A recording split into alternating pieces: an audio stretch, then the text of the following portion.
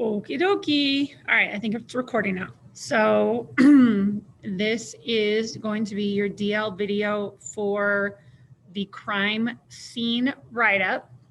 Again, I'm going to take you through each step one by one. I'm not actually, sorry, my nose itches. I'm not actually going to be doing it, but I'm going to be walking you through the steps. So there's going to be parts where I'm going to say, sorry, there's a little smushy thing. Pause the video and do this and this and this. Okay, dokie. So you need to have a couple of papers before we start. The slipper trip paper where you're going to write the evidence. The paper that we're going to kind of write our claim, our little evidence and reasoning. And then on the back, we'll do our final write-up. The paper that has the scene of the crime and the write-up. And then also the back, which has some questions that are going to help us.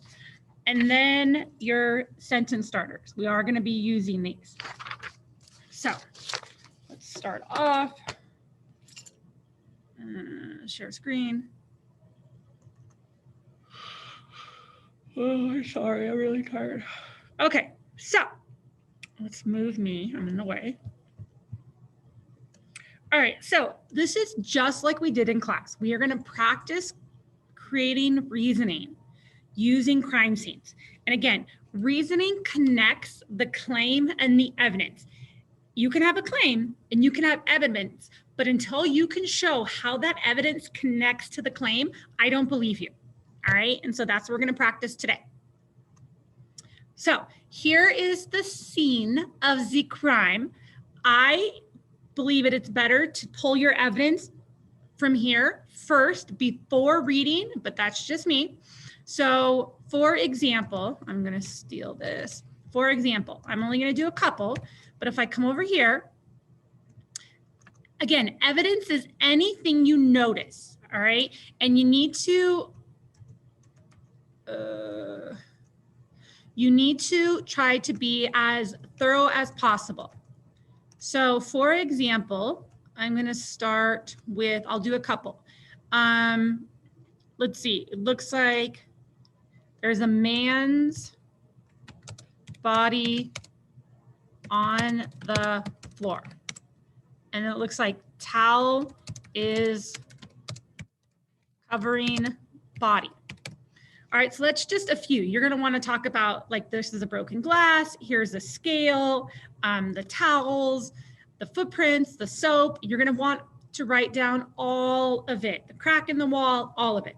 So you're going to pause the video and you're gonna write down the rest of the evidence you believe you see. All right, because I'm not doing any more. Pause the video. Okay, excellent. So hopefully you've paused the video and you should have at least 10 details or pieces of evidence because there's, let's see, I did the 2 for you, and then there's 3, 4, 5, 6, 7, 8, 9. So yeah, you should have at least 10, including the 2 I gave you.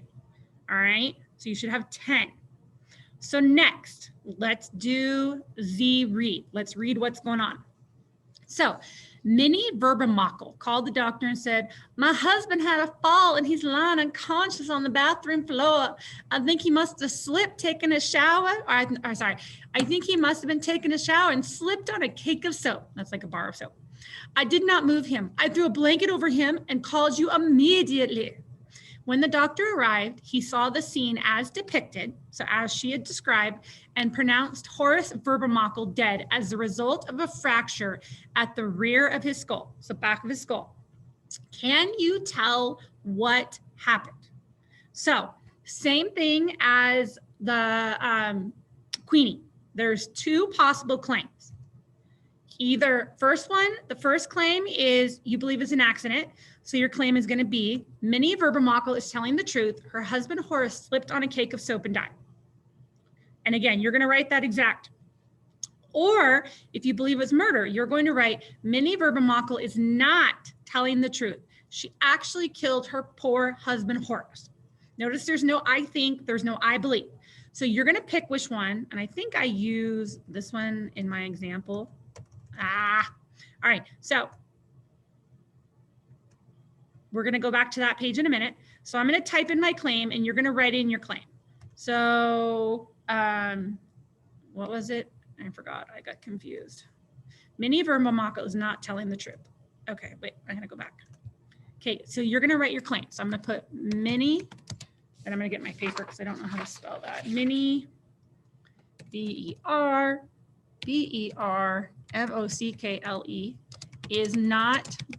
is not telling the truth. She actually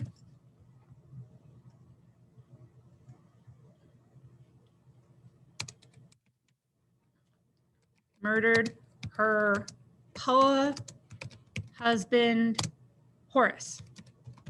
Okay, so that is my claim. That's all. I am telling you what I think or what I believe without saying I think or I believe.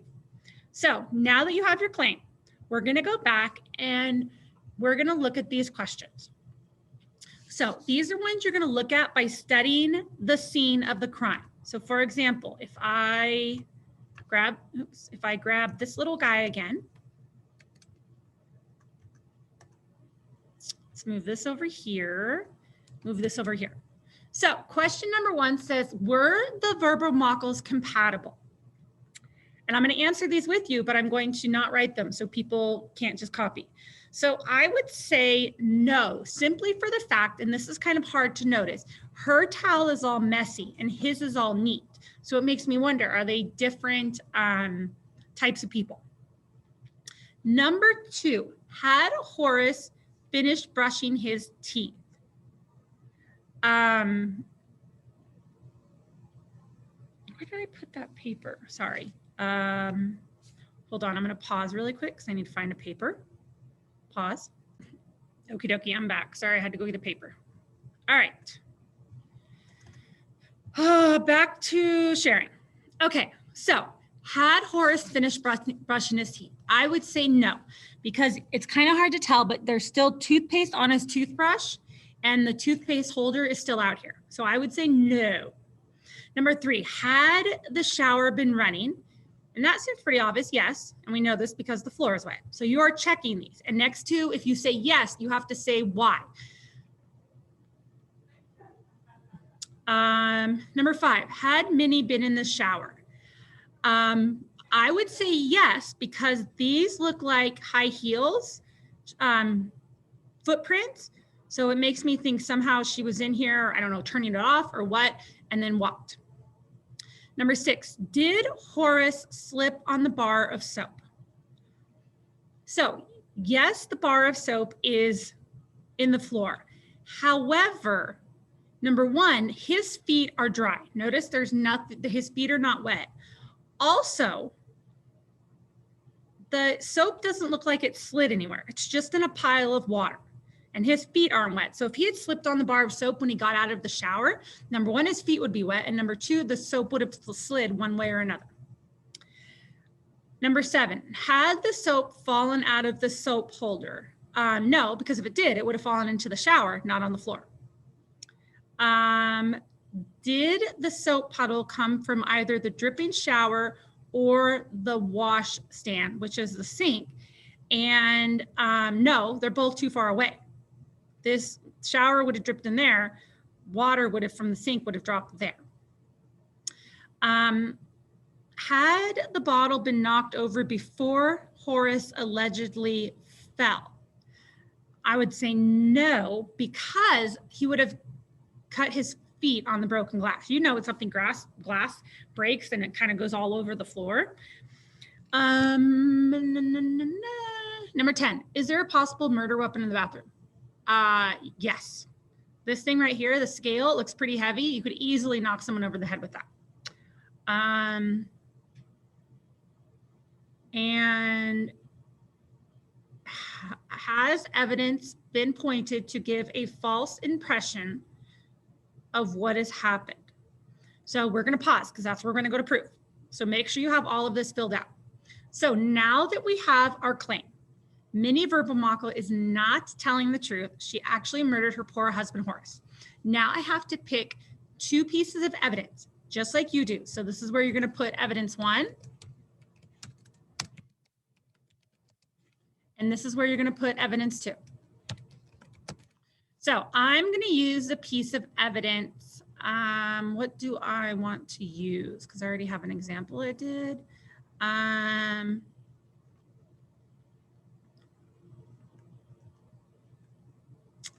Okay, so you're going to get your evidence from here. All of your evidence that you found, you are going to pick two that you believe best support your claim. So give me 1 second. Okay, back.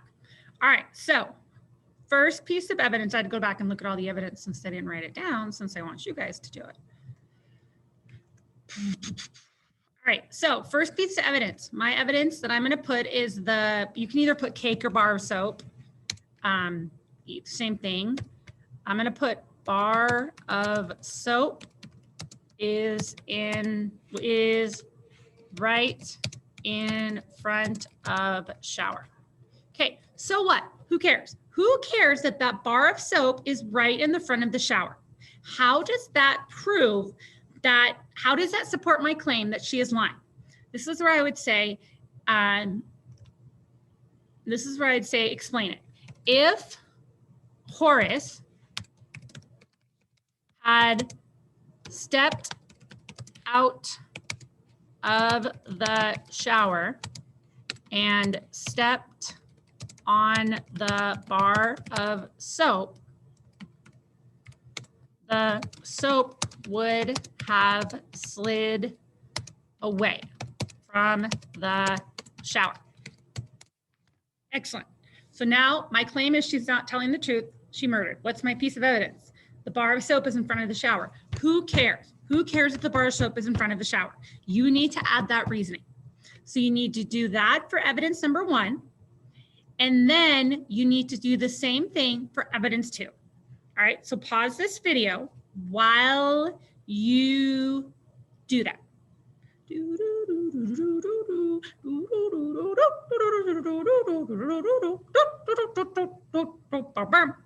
All right, last step is going to be the final write-up, which is going to be, oh my gosh, I can't answer that. I'm not answering it. I find it annoying.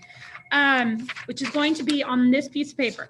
So what you need to have in your paragraph is you need to have, first have your claim, which you've already written. You need then have evidence 1, and then reasoning 1, evidence 2, and then reasoning 2, and then your conclusion. Again, your conclusion is where you restate your claim and then wrap it up. For example, when we did Queenie, we said, as you can see, Queenie Verbomakel, what did we say? How did we write that up? Queenie is lying. She actually killed her poor husband, Arthur. So my reasoning or my wrap up at the end is, as you can see, the evidence shows beyond a doubt that Queenie is a lying murderer who needs to be locked up for the next 200 years. So that is, you can borrow that for the mini one and be like, as you can see, the evidence shows beyond a doubt that Minnie is a lying murderer who needs to be locked up for the next 200 years. Remember, we can borrow our ideas.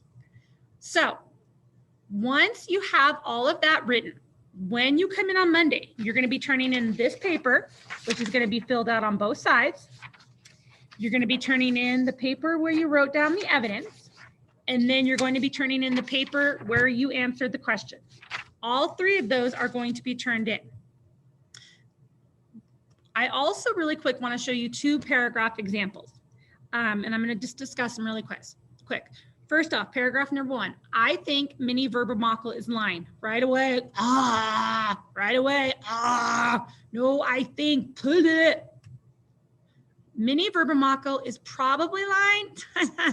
No, when you are stating your claim, you are bold, you are clear. Minnie Verbomakel is lying. No, probably. She probably, nope, we're going to say exactly. She killed her husband because he was mean and didn't help her with homework. No.